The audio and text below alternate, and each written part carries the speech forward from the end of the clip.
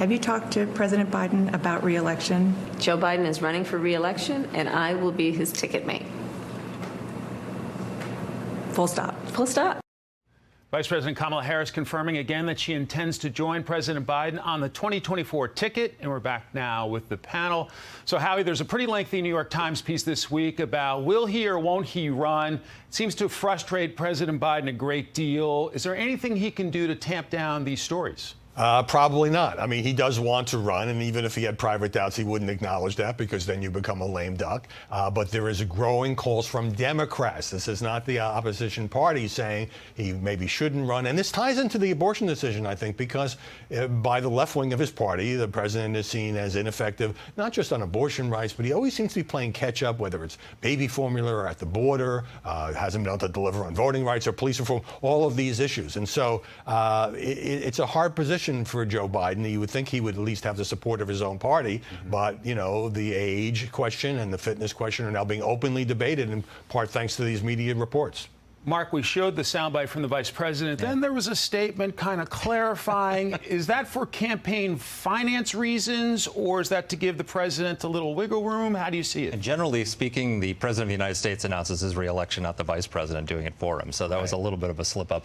But look, you know, Biden used to point out that New York Times story that Biden is irked that people are questioning this. What does he expect? He is the least popular president in the history of presidential polling, going back to Harry Truman. No president has been this unpopular at 500 days in the presidency, from Truman to Trump, than him. And there's 17% of Americans say they're better off now than they were 4 years ago. 64% of Americans say they don't want him to run for re-election. He's delivered, as I said, the worst inflation in 40 years, highest gas prices, worst crime wave since the 1990s, worst border crisis in American history, baby formula shortage. This summer we're going to have blackouts because of the war on fossil fuel. The Washington Post reported that the Midwest, which has had stable electricity for decades, is going to have blackouts because they've pushed the coal industry out of business and there's no renewables to replace it.